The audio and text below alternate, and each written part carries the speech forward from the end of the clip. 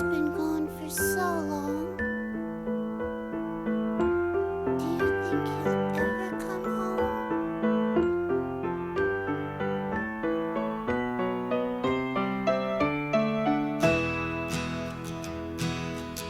Hey guys, welcome to the Sonic Collective. This is our review for April, and this is Alan speaking. And joining me today, we've got all four of us on the call once again, which is serendipitous. We've got Darren Scott and Scott Hello. Gregory and Scott Coates. Mm-hmm. Yeah. Yeah. This month, we are reviewing an album by Alice Cooper called Love It to Death. And it was my pick. And Scott just asked me off air why I chose this album. And I had to think about that for a minute because I really don't have a good reason why.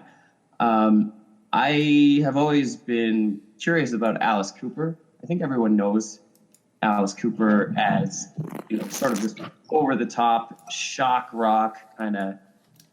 I don't really know what to call him, or I guess the group as it was back in the day. But people are aware of the Chicken and the elaborate stage shows with the mock executions and stuff. And I just thought it might be interesting to see where they came from, where they started, explore their roots a little bit as a band.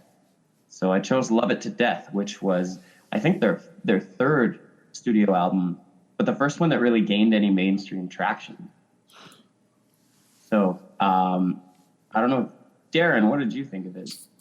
Yeah, it was interesting. I hadn't actually really listened to much Alice Cooper. I was never really into the kind of, I guess, prog rock or theatrical rock. So I thought it was a good pick in that way. It forced me to listen to something I haven't listened to much. I mean, of course, I knew his hits, and he had some more, I guess, almost poppy stuff in the 80s, pop rocky. But, to go backwards to the beginning was interesting. And actually, Scott Coates is our other member here. He had sent me the book.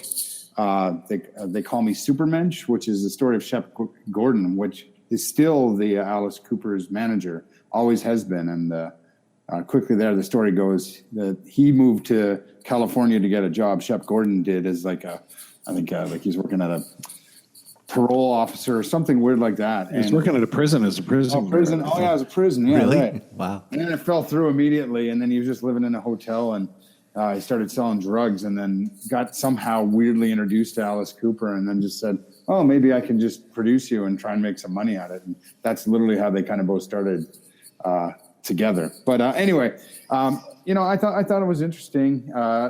Some of it was a little weird for me, but I really liked, 18, I'm 18, of course, is a great song. But then some of the Ballad of Dwight Fry it's a little weird, and I mean that's when they start doing the theatrical thing, the Black Juju. That's for those who don't know, a stage show. He's famous for really performing this act where he gets his head cut off, and it's to that song. Black Juju is the song that they do that to. So I thought that was really interesting. I'll come back, buddy. I'll throw it over to how about Scott Coates? What do you think? Yeah, it was different. He's one of those guys that but I realized I didn't know. Like I knew a couple of his hits and that's it. And then I remember hearing Poison. I think that was one of my first exposures to him when he kind of was like trying to have a comeback, and I hated that song. Yeah. So I never really listened to Alice Cooper. And then I think it was maybe reading that Superman Shep Gordon book that I realized or learned that Alice Cooper isn't actually the name of Alice Cooper. It's the name of the entire band, and never listened to it. So I think it was a cool pick, and that it's always neat to listen to something that you thought you knew, but you don't know. And then being that this came from 1971 too, I mean, geez, to put it into context, I mean, you're just looking at the start of a decade that brought on some pretty hard rock from bands, like Black Sabbath and Zeppelin and that.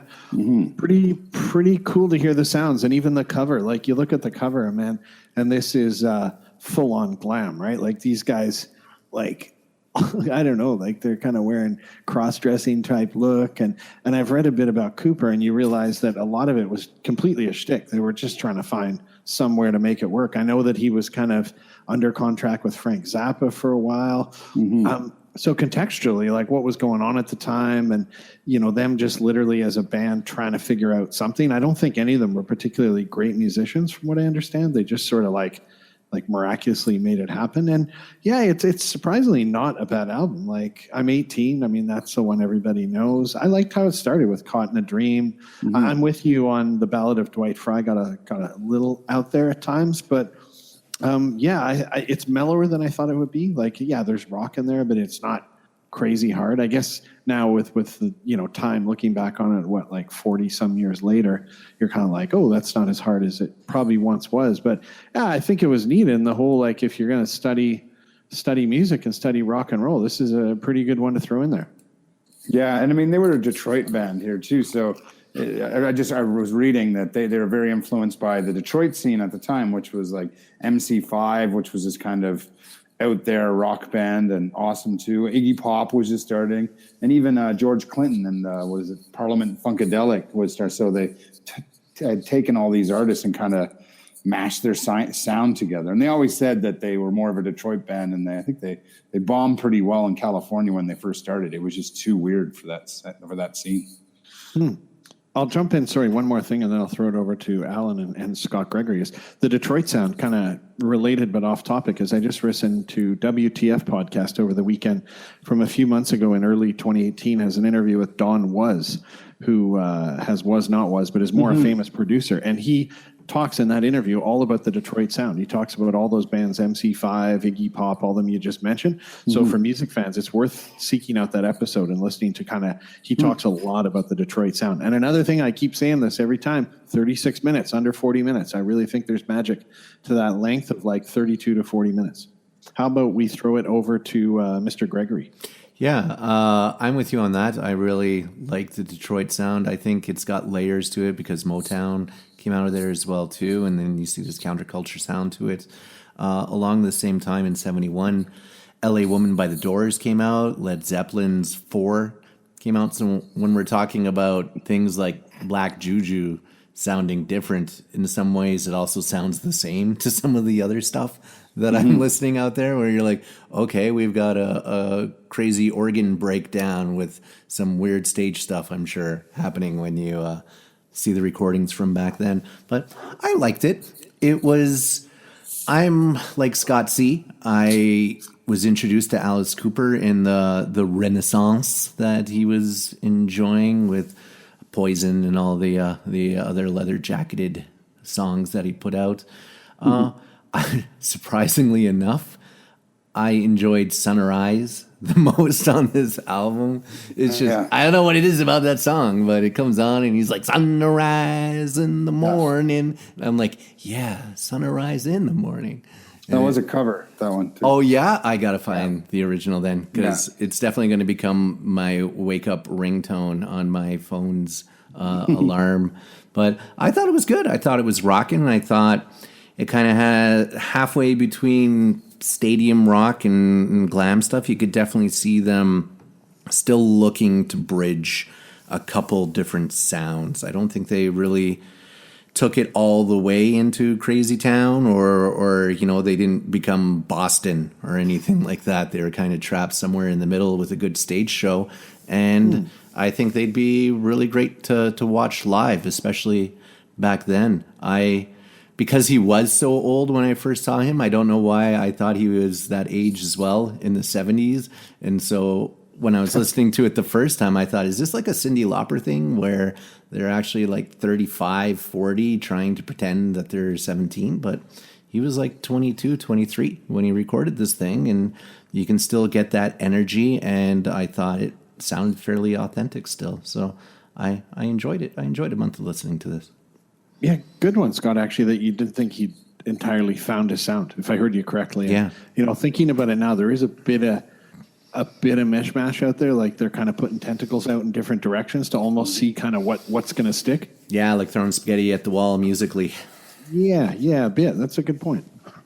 That's good. I mean, that's when people push it, and they're very influential, considered for like rock, hard rock, metal, and punk. And I think I read that the Ramones, Joey Ramone, wrote a song based on I'm 18, and Lydon from the Sex Pistols. When he auditioned for the Sex Pistols, he sang one of the songs from this album. Like they really influenced punk. And if you think what the Ramones and the Sex Pistols did for punk, and they were like loving Alice Cooper and this particular album.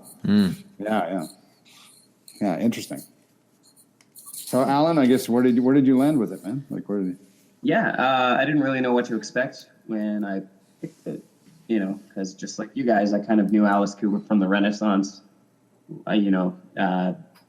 Older, like he was older by that point. He had snakes around his neck and the leather jackets and the makeup and everything. So, if I listened to this without knowing like who the artist was, I would have never in a million years have guessed it was Alice Cooper.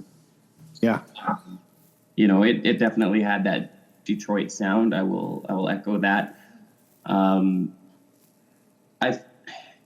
For an album that came out in 1971, some songs kind of show that age, but other songs I think were a lot more progressive than that.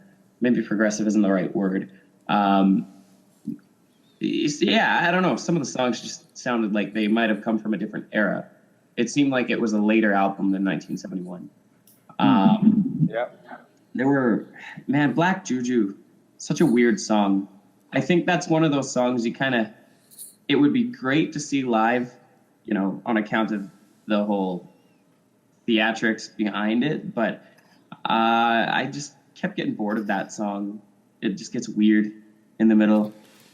But I really liked Caught in a Dream, I'm 18. I actually really enjoyed the Ballad of Dwight Fry, too. Yeah, me too. I didn't mind that one, really. It gets a little long and drawn out, but it has some good moments. Well, Black Juju is 25% of the album.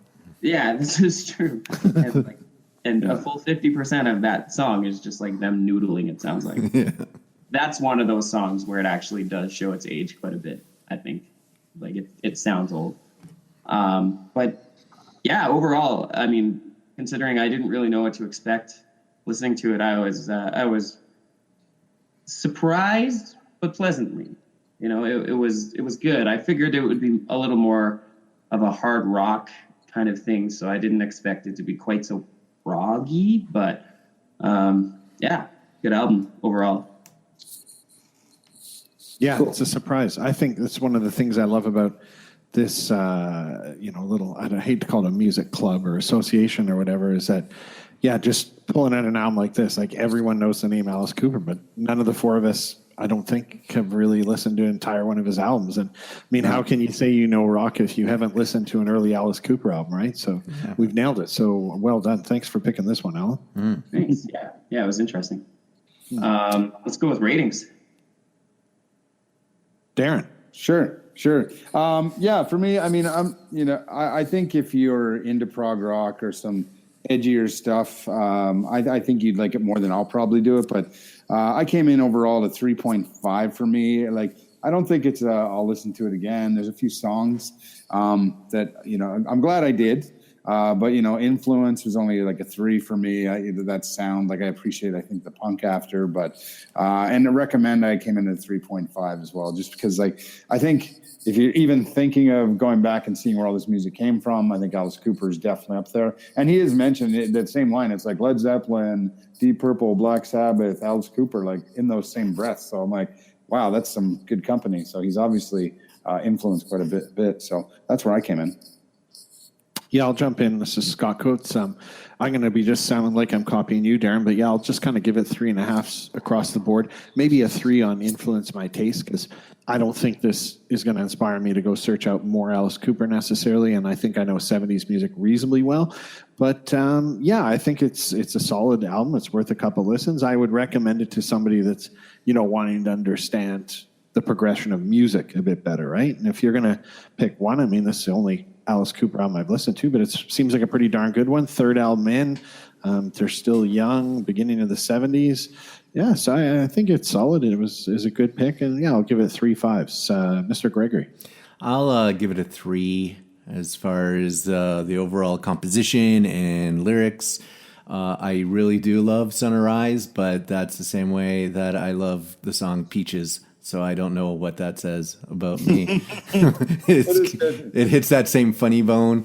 But like I said, Black Juju is a quarter of the album. I'm 18 and Caught in a Dream aren't bad.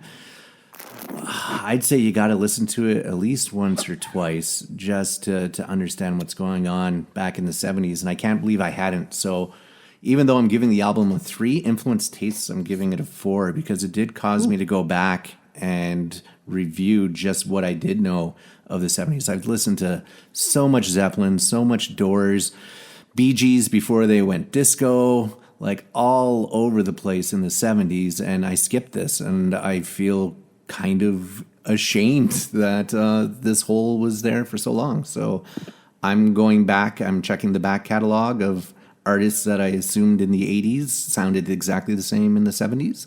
And I'm going to address that wrong. Redress that wrong, I guess is proper Well, English. keep filling holes, it sounds like. Exactly. Fill them holes because the sun's arising. Nice. Yeah, I'm probably going to give it 3.5 for everything except influence my taste. I don't know how to rank this because, I mean, Alice Cooper didn't directly influence my taste, but they directly influenced people who influenced my taste. You know what I mean? Like, as Darren touched on, that song, I'm 18, influenced so many artists who are in turn influential. So, you know, I'm kind of leaning towards a 4 on that one. You're having an inception moment. Yeah, I am. Oh yeah, that's fine. It kind of just speaks to, strangely, like the importance of this album, even though none of us really knew about it. So, I don't know. I guess there's something to that. Yeah, it's awesome. Yeah. Well, I guess that's it for us for today. I think Scott Gregory, you're picking next. I am picking next. I need to take 3 seconds here not to tell you what it is, but to show in Spotify, I'm looking, and while Alan has Alice Cooper up, Darren has Shake It Off by Taylor Swift. So I thought you all need to know that. Thanks, man. Yeah, I'm there for Way it. to expose my dirty secrets. Sorry. Not sorry. Wow. No. Looking forward to the next pick then, whatever it is. It will not be Taylor Taylor Swift. Swift. It will not be Taylor Hey. Swift. Hey, my whole family's on this. Man. It will be Kanye West before it is No. Taylor Swift. I'm not listening to it. Can I go on record as saying I really like the new Taylor Swift album? Really? Oh yeah. Oh I yeah. really do. You can pick it in 5 years. I'll give it 5 years, 4.5 actually. Whoa, there you go. Haven't heard it, but maybe. I know that I can't make recommendations that are younger than 5 years, Scott, but I do is recommend you give it at least one listen through. Is this called 1989? Is that the one? Yeah, I think, is that the new one? I don't know, Darren. No, that's not. No, I know that's not. I don't know what the new one's called, but Yeah. That was me trying to trap him. 89 Darren was celebrates right. our entire catalog, but The newest one is good, That's Scott. right. Give it a okay, go. I'll give it a dance. Reputation. I just looked Okay. it up. Reputation. Awesome. is- Well, why don't you take us out of this thing, Alan? All right. Well, I guess thanks for tuning in to the Sonic Collective. Stay tuned for Scott Gregory's pick, which is coming up next. Who knows what that will be? I guess you'll have to find out. You Taylor can follow Swift. us on Facebook and Twitter and all of the sweet social media. Yeah, thanks. There shall be no encore. Okay. Awesome. Goodbye. Thanks, dude.